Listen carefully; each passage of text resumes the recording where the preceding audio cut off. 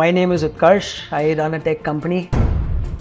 How was your experience studying in Italy? In some areas, it's very similar. Families are very traditional there. What was your first job like? No offense to anybody who does a job, but I've never done a job. Initially, it was never really about money. I just did it because I wanted to. It was fun for me. What the major problem in this industry is, people don't know what to do.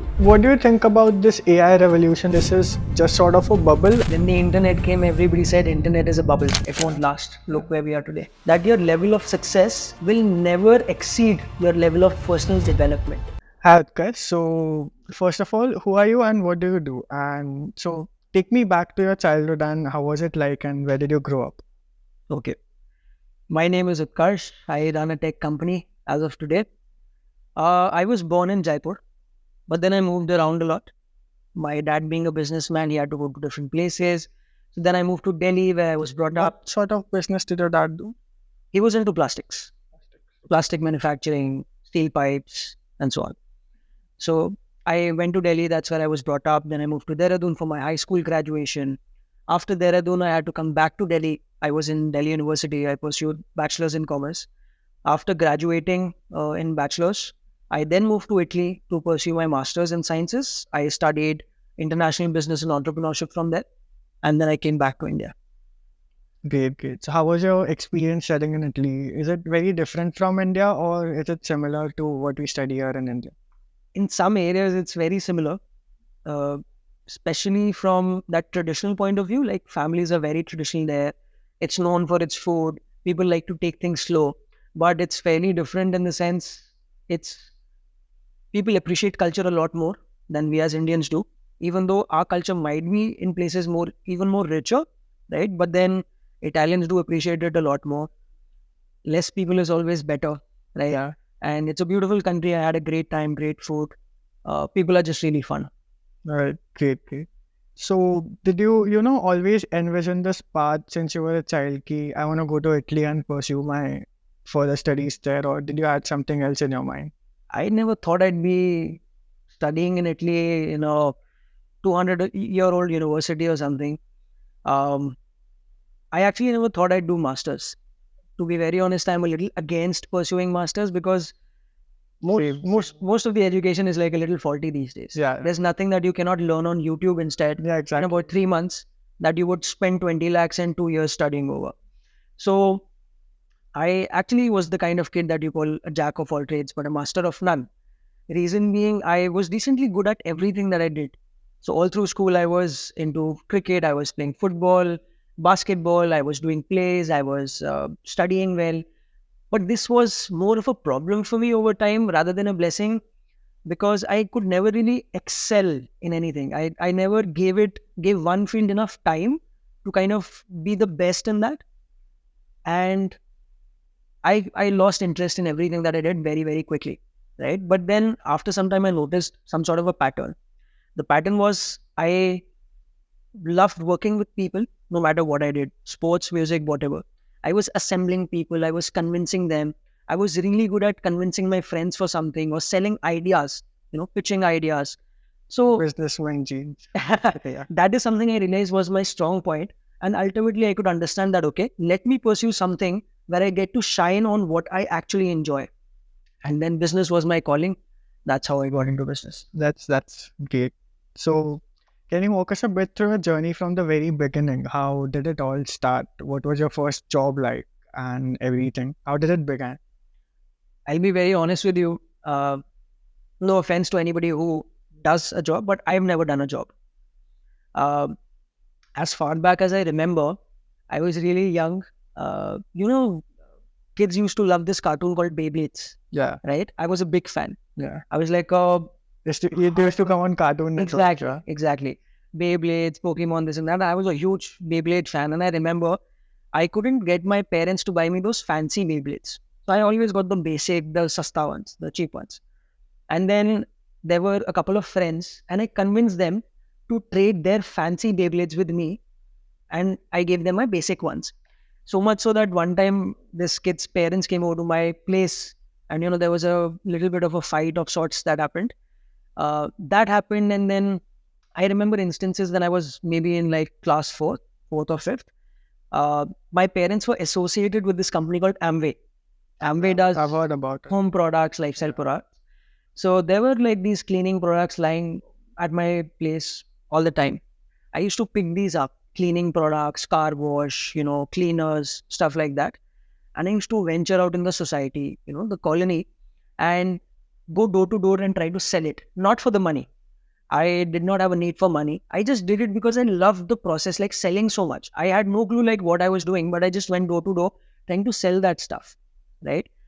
It got to a point where I even convinced my friends to join me so that we could sell more items, right? I remember it used to rain and we took umbrellas and went door to door to a point where some of my friends' mothers, right, they were like, they thought that I'm a really bad influence on their kids because who does that? When you're in class 4, just go home, study, play, right? I don't know why I did that. My parents never found out, but then I did all of that. Um, After that, I remember this one instance in college as well. Um, Starting in first year, I used to spend a lot of money on partying, right? And I mean, who doesn't in Mumbai? So yeah. correct. So I spent a lot of money on partying, but then you have limited pocket money, right? Yeah. So I figured out a way. I saw that people spend a lot of time, groups of friends standing over the chai tapri where you get chai, smoking cigarettes, drinking chai, or on the momo stand. So I figured, why not, start with a momo stand of sorts. I did a little bit of research, spoke to a couple of people who had these momo stalls in the area, and I bought the utensils and the supplies. Costs about 5 to 6K. You don't really have to make the momos. You get a supplier. They give the momos to you in bulk. You just have to heat them up, put it in a plate, and hand it over. It got to a situation where I was earning about 30,000 rupees every week. I had 7 momo stalls in college, all across those college networks, and I was making Where was your college? Delhi University, South Delhi. Campus. So I was making a good ton of money, and all of that money went into partying. So I partied like crazy, no regrets, no guilt. So this has been like a micro entrepreneurship journey of sorts that's um happened to me. Okay. I mean, it's great to know that you've always had that sort of a business wala thing going on for you since you were a child. It's great to know. So, I mean, what did you think about at each stage doing that? I mean, what was your thought process like? Ki, do I really need to earn money or do I want to do something else or just have fun maybe? Initially, it was never really about money. I just did it because I wanted to. It was fun for me. Over time, it while I was in college and all, it got to making some quick money to sponsor my fun activities. I did not want to use the hard-earned money, what I was putting my manners in, to go over into some stupid party or some stupid new phone. So I found another way, like a side gig, to kind of compensate for that and provide me the kind of cash flow to, so that my hard-earned money is where I wanted to be, and the side money goes into side things. So this was the motivation, more or less. Up until I actually started my first company, which was Nelson, I was actually never serious about money. How long did you did it for the Momos thing? I think close to 2 years, Okay. 1.5, 2 years. Then you closed it. I closed it. I would have continued if I had a need, but then again, All right. Great. So yeah, now let's talk about your last company, Nelson Solutions, as you said. So what was it about and how did you manage to sell it? Tell us everything from the beginning. okay. So I've been very involved with my father, my relatives. So I come from a pretty heavy business background. Like everybody in my family owns a business. Maybe 5 or 10% people would be doing a job. So I used to go with my dad to his factory. Since he was into plastic manufacturing, I saw the kind of wastage that happens to manufacture X amount of plastic. There's Y amount of wastage that happens, and most of the plastic that is wasted isn't recycled. So most people think if Which year was it? this was around 2017, 2018, somewhere around that time. Okay. So yeah, so I saw the kind of wastage that was happening, and most of the plastic is never really recycled. It's dumped into a landfill or burned or put into the ocean. We started, and there was a huge need for this biodegradable kind of plastics or innovative plastics. You go into a hospital, you have biodegradable bags, 4 bags at each bed. Right? That's a government mandate. Different colors for different hazards. I saw the opportunity and I decided to start manufacturing with a colleague of mine based in Gujarat biodegradable garbage bags, right? Health hazard bags that are used in hospitals, car disposal bags. That took off. We started supplying even liners, polyliners to sugar mills, rice mills, both B2B, B2C. Eventually, I ventured into retail where I created a brand called Alpha Garbage Bags. First, was it just B2B It or was did you purely later B2B. transition It into? was purely B2B to start with. Eventually, we understood I had this thing that I want to build some sort of value, see other people using my brand, because that gives you a different level of satisfaction, right? Um, so I started getting into retail, formed a distribution system, sold a decent amount of quantity, Big Bazaar everywhere before Big Bazaar went down. So my one of my relatives is a particle physicist. He's a material scientist, and with him I was sitting one day and we were just discussing about this whole recycling issue that we're facing. And that's how the idea for Replast was born. So Replast is a technology process that helps you recycle the plastic that cannot be recycled otherwise, Okay. right? And it's an endless process. So you can keep on recycling that. There's no end life. So no matter how much wastage you have, you can recycle it, make a road out of it, make a drainage system out of it, sewers out of it, potholes out of it, anything, anything hard and solid through injection molding. That is something that we were working on. So we patented the process, and then I moved to Italy, right? I remember Oh, so this was again before Italy. before Italy. So Okay. this is part of my college when I was in Delhi University, Okay. right? So my timeline goes 2017, 2018 is when I started Nelson. Before this, everything was like side gigs, this and that. 2017, I started Nelson. I worked very hard for like the next 3 years, build it up to a great level. In 2021, I sold the business to Oliver Wyman, one of the partners, Mr. Federico. Still in touch with him. He's a great mentor. How did you sort of manage to sell it? What was the process like? How did you get in touch with the? I was actually not looking to sell the company, or I was not looking to sell the process even. Things just so turned out. I was part of a competition called Univenture. When that Again, what is Univenture? Univenture was something of a startup competition within the university, where different entrepreneurs across Italy and Europe participated. Lots of entries came in. They shortlisted 100 ideas. We were one of them. After the shortlist, we were assigned mentors. My mentor being Mr. Federico from Oliver Wyman. So we were working on the B plan. He saw the potential. I even couriered in a couple of samples from India. I had somebody courier those samples from India back to Milan, where Oliver Wyman's office is. There was a lot of testing discussion. He saw the patent, he saw the potential because it's a big company, right? So there's another big company, the Plastic Road Company, that's based in the UK. They're earning massive revenue. I mean, governments are mandated to spend a good amount of money on these. It does the same thing, recycling plastic. Same. So they use plastic to help with road constructions. It's a huge opportunity. One thing led to another, and they bought off the patent.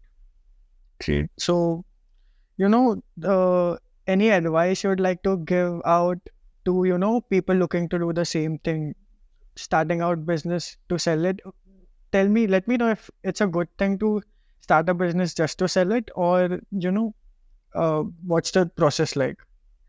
I wouldn't say otherwise. I have nothing against people who call themselves serial entrepreneurs who build businesses, sell them, and then go on to the next. That's a great approach to building businesses. But You didn't plan to sell it.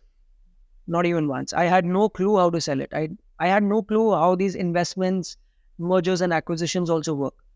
It's only when I got into that situation I found out, okay, that this is something. This is also a way to make money or a way to move on to something. And it's also very difficult to kind of let go of something that you've put in so much of effort and so much of time into. It almost is like your baby. Yeah, exactly. So giving your baby away to somebody, that really takes a piece of your heart away. So, but what I would suggest to people is an influencer by creating content on YouTube, right? It doesn't matter if you're influencing a million people or influencing 100, 200 people. You're influencing somebody directly. You have that power. So those 100 people have a very strong impact of whatever you say, whatever you recommend, because they're following you not because you are so and so. They're following you because of the content or the value that you're creating. I follow Akshay Kumar because he's Akshay Kumar, but I follow Arjun for the good podcasts that he's creating. I find value there, right? That's the impact. It's all about relevancy. How does it sort of work? Do you have your own in-house team of influencers, or you sort of sponsor them or act as a middleman? No, so we had a fair bit of success in this area. By volume, we're the largest influencer tech company in this space in India as of today. We have about 1.5 million creators on board our platform. We don't have exclusive contracts with anybody. It's very much like ordering through Zomato. You can browse to any restaurant. Restaurants can get listed. So we've got brands, we've got influencers. They're free to transact with each other. All right. Okay. So how do you sort of plan to grow from here? What are your plans like? So we started off as a marketplace platform, which is why we had a lot of data to play around. Then came the AI revolution. So we figured out what the major problem in this industry is. Major problem is not being able to connect. Obviously, these are problems, but that's not the major thing. Major problem is people don't know what to do. A brand doesn't know who to work with, what to pay them, nothing.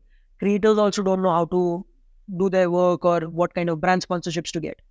That's when we decided to build our next grand vision product, which is called Molly. You've seen AI products like ChatGPT and so on and so forth that might assist you today. So you can get an article written, a post, generate some image. But seldom products are there that can work on your behalf. One such being Devin, right? World's first AI engineer. Similarly, we've now built a product which is Molly. It's a marketing copilot, has the capability to not only provide you intelligence, but also do your marketing for you. So like a AI marketing agency that works 24/7 only for your brand. So this is a brand new product. We're planning a launch very soon. You'll be reading about it. Is it just sort of those ChatGPT AI versions where you sort of Google it and then you can use it, or is it No, it's an integrated solution that learns everything there is about your integrated brand. in? It integrates into your brand's data. So everything that you own, your website, your social media platforms, your Google Analytics, everything there is on the internet about your brand, it will learn all of that. Basis that it will tell you intelligence, insights, what you can do, what you should not do, what you're doing right and wrong. Plus, it also has the capability to run your marketing campaigns for you. So you don't really need to work with an agency anymore. You don't need to depend on anybody. You can ask Molly to help me run a Facebook ad. This is my budget. It will run the best Facebook ad for you. So it's really powerful. It's one of the biggest concepts we've ever kind of executed. Okay. Okay. Now, so what do you think about this AI revolution that's going on around? Do you think this is just sort of a bubble, or everybody should ride with it or along with it? What do you think about it? When the internet came, everybody said internet is a bubble. It won't last. Look where we are today. AI is not a bubble. It is mimicking what a bubble is because it's so overhyped, but it is here to stay. The kind of advancements that are coming in AI, once AGI also comes in, it's going to be through the roof. AI will not be replacing humans, but people who do not use AI to their own advantage, they will kind of get sidetracked because you can't compete two people. One is using AI, one is not. The person using AI will obviously outperform the person not using AI. Use AI to your advantage to do your menial work, to do the laborious work, so that you can focus on what you do best: human creativity, strategy, right? So as long as you're riding the wave and using AI to your advantage, you'll get the benefit. Great. So, what sort of AI tools would you sort of maybe list out to help people looking to do something in marketing? Are there any tools you'd like to list out? First tool is Molly. Second tool is Infloso. And then there are a bunch of tools. Obviously, there's OpenAI products, Gemini from Google, there's Claude, there's a bunch of other tools. I mean, every other day I see 10 Do you 20 think tools. AI is very important in marketing? It's going to be very important in the future in marketing, at least. Uh, it is going to be important, but in terms of helping with processes, human creativity is unmatched with the way humans can think of things. AI can't do that. So marketing will use AI to automate certain processes, menial things, research parts, and let the key areas be with humans. This is where I see marketing going. So it's going to be a hand in hand approach. All right, great. Now, is there any sort of challenge that you say you faced while building the company you're currently working at? So in Floso, what would you say is some challenges that you faced, and how did you overcome those challenges? The biggest challenge that I faced was me being a non-tech person trying to build a tech company. I don't know how to write a line of code. So when I had this idea, I was faced with multiple options of how to proceed further. It was so tough. I don't know a thing about how to build an app. So finding my co-founder was such a tough job. I had to turn down investment opportunities because I did not have a tech co-founder. Finding a tech co-founder is extremely difficult today. I posted on bunch of groups. I posted on social media, on LinkedIn. I traveled to Bangalore, Delhi, Mumbai, networked with people. I interviewed over 400 folks. I professionally dated with over 30 people for over 3 months. After having done all of that, I found my current co-founder. So this was the How biggest did you challenge. find him? He's been a family friend, but never really came to my mind. He's like 11 years older to me. But we always kind of connected over a common interest, spirituality, vision towards value building. After I was really fed up with, speaking to a lot of tech folks who did not match my vision, I was sharing details with him and we kind of clicked, worked together for 3 months. Never saw such a great fit with another person. Uh, You mentioned earlier that you didn't plan to do MBA. So, you know, what's your thought and take on the education system right now? Should people looking to build a business pursue an MBA, or they should just, maybe do something else, start their business? I think doing an MBA is not good, not bad. It's justified for, some sets of people. Problem is people do it for the wrong reasons a lot of times. They Just do it. for the higher packages, I feel. Most people I know, I've seen they even go for an MBA because they haven't figured what to do yet. So graduation, bachelor's is done. Now what to do? Let's do an MBA. That just seems like what everybody else is doing. So I'll do it as well. Yeah. That's one of the worst reasons you could do an MBA for. Some people who have it strategically aligned, okay, why I want to do an MBA, after an MBA, this is what I want to be doing. It makes sense for them. But me personally, I'm a little inclined towards hands-on knowledge, get down and dirty, in the ground, in the field, get that work experience. Then maybe decide once you're developed enough, you know what to expect, what makes you happy, what can you achieve. Then figure out if you want to go for a master's or not. Like after my graduation, I spent about 2 years or 3 years just working, and then I went for my master's. So you would advise people who are maybe, just graduating to, would you advise them to start their own business early on? 100%. If not start your own, join a startup. You can't imagine the kind of learning, the kind of growth that you can get, the level of personal development, connections you can build is massive. You cannot get that anywhere else. You can go work in a call center, it's a comfy job. You can get Or start a YouTube channel. start a YouTube channel, whatever, right? But you will not learn enough as compared to if you're working in a startup or doing something of your own. It's easier to work in a startup because it needs a lot more drive to do something of your own, get people to join you. So it's easier to first learn a little by working in a startup and then maybe think about starting your own. The lessons and key takes that you just mentioned, why do you think these are very important for people, trying to build their own sort of thing? Why do you think it's really important to, have those things while you're building something? I just as you asked this question, a quote came to my mind. It's a quote from the 5 a.m. Club. It's a book. By Robin Sharma. And it says that your level of success will never exceed your level of personal development. And the reason why that is so is because you can't really achieve success. I don't understand how you achieve success. I always feel that you attract success. You make yourself ready by discipline, persistence, consistency, keep doing the hard work, and you become in a shape where success comes to you. Like they say in Three Idiots, right? Yeah. Excellence ke piche jao, success aayegi. Something on those lines. So I think consistency is the most important factor. Obviously, the three things that I mentioned: arrogance, overconfidence, not playing by the book, valuing your word. There are 10 other things that I could tell you that are very important. But then being consistent trumps all of them, because no matter what you do, if you don't do it consistently enough, there will be no output. So it's better to do 50% every day than to do 200% one day and then zero the other.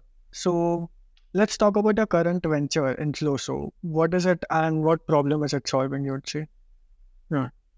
Very interesting question. Let me give you an example to explain what the problem is. So consider you're sitting at home, you're watching TV, suddenly an ad comes up, right? Shah Rukh Khan is promoting Lux, the soap. But what happens is you don't pay a lot of attention to that ad. Why? Because of three major reasons. You know it's an ad. You know Shah Rukh Khan never uses the product himself, and he's just getting paid to talk good about the product, right? So You just sort of have that thought process in your back of the mind. right, you will never have that immediate impact. You'll not go to Amazon to look into the product or go to a nearby shop to buy the product, right? Let me give you a more relevant example. Let's say you have to buy a new laptop or a new phone. What do? You don't go to the Chroma store, talk to the sales guy for 4 hours anymore, right? You do your own research instead. Watch Go to YouTube videos. YouTube, yeah. You see reviews, ratings, unboxing videos, right? That's how you make a decision, right? So about 96% of all decisions that are being made today are made through some sort of social influence, right? Think about when you're traveling in a metro, in a cab. Are you looking at billboards on the roadside or are you looking down on your phone, right? Yeah. When you're walking somewhere, somebody hands you a pamphlet, by default you ignore, right? Are you reading, where are you getting your news from? Newspapers or online, right? If everything is online, brands also need to be online to get noticed amongst the buying group, the youth. But people don't trust ads. Simple as that. If I'm trying to sell you something, you will not trust it. But if somebody recommends something to you, you're more likely to buy that product or service, right? This is the gap that we found.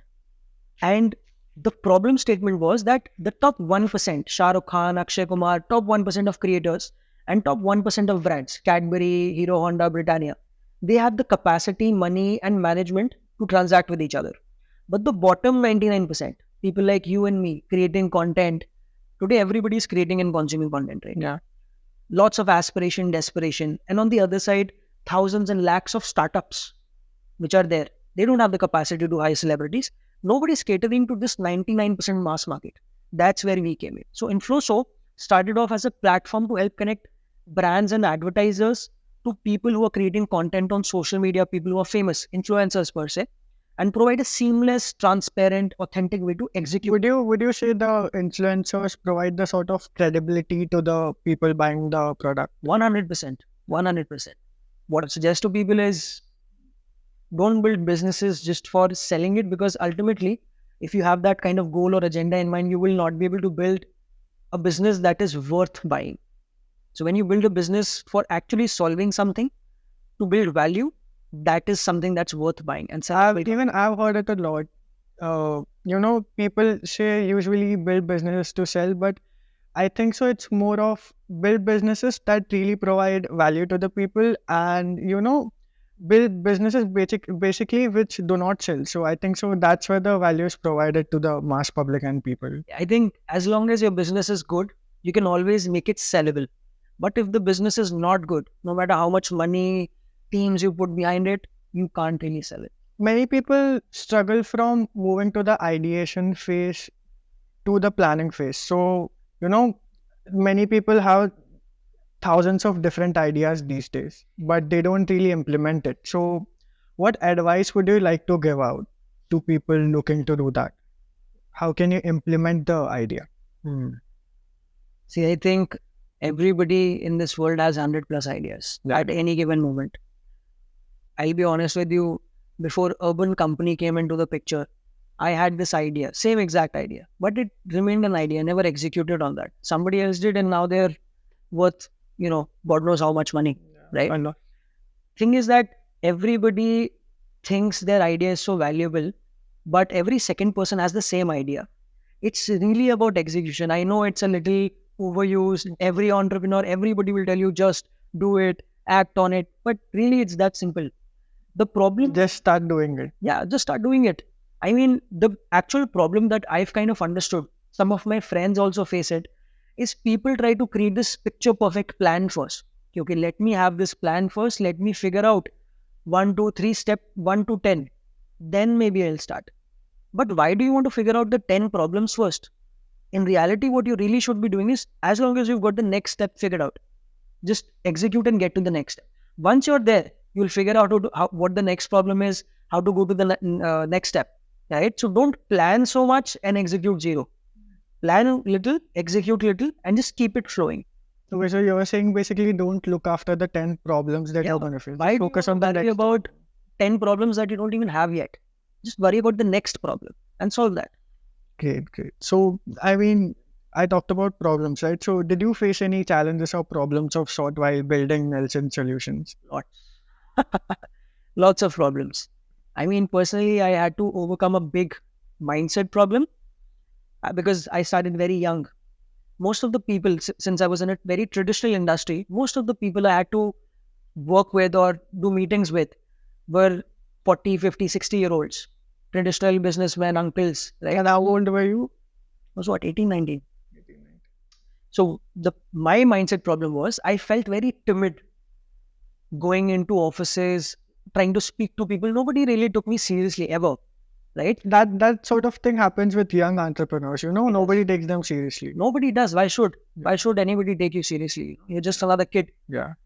So that was a big problem, to call somebody up and pretend, speak with a heavier voice, to kind of put your point across that, okay, I'm a serious, I'm not a kid, right? Go into a meeting. I remember this one instance, I tell you the story. I remember my first meeting with Nelson Solutions. I was building the company. There's this Mr. Gupta back in Gurgaon, good industrialist, has like 6, 7 factories all over Delhi NCR. I secured a meeting over a phone call. I went to the factory. Right at the gate, the guard stopped me. And he pointed to a poster that said, anybody under 18 years not allowed. So I had to show him You were 18 years old. I was above 18, but obviously, they have, it made sense for them, but I had to show my ID to get into the office. Found my way to the cabin of the boss, Mr. Gupta. I was fully professionally dressed. I was very nervous, young guy, very slim, right? Wearing professional clothes, carrying a bag, proper. I went into the cabin of Mr. Gupta. The moment I went in, almost like I couldn't speak, right? I see these two, traditional fat, sorry to say fat, but yeah, fat traditional businessmen with their assistants. Moment I went in, I somehow got the courage and I extended my hand. Hi, Mr. Gupta, we spoke. And these guys have this weird expression and they're just looking at me. Who the hell are you? Who let this kid in to the premise? He did not shake my hand and I had to kind of pull back. What did you feel when that happened? I was shattered. I was freezing. I did not know what to say. My confidence was broken at that point. Consider you're in a hostile territory. You're already nervous and you extend a handshake. Must be They terrifying. shake your hand and they're just looking at you and you're like awkward. But that was the meeting. I explained my product, explained who I am, what I'm here for. The meeting went so well. Towards the end of the meeting, he called his brother that, hey, come check this out, come check the product. Both the brothers appreciated me a lot. Through that meeting, I had my first check, my first advance payment, right? And they don't usually pay advance, but they did to me. And once the meeting was done, both the brothers, the top bosses, walked me out till the main gate. And I sat in the car and then I drove off. They had like really warm smiles. After that meeting, I had the crazy, that joy, confidence that, okay, I did it. That kind of feeling I had. So this was like a big, big challenge for me. Great. I mean, to summarize it, basically fake your confidence till you make it your 100%. As an entrepreneur, you need to be a little overconfident as well as arrogant, because you're trying to do something where everybody is telling you, no, this is stupid, this is not going to work. But then to go against that tide, you need to have some sort of overconfidence or arrogance. A little bit is required. Yeah, every entrepreneur I feel today must have some sort of. You've got to believe in yourself, nobody else. Great. So it was lovely talking to you and getting to know you. Likewise, thank you so much. So yeah.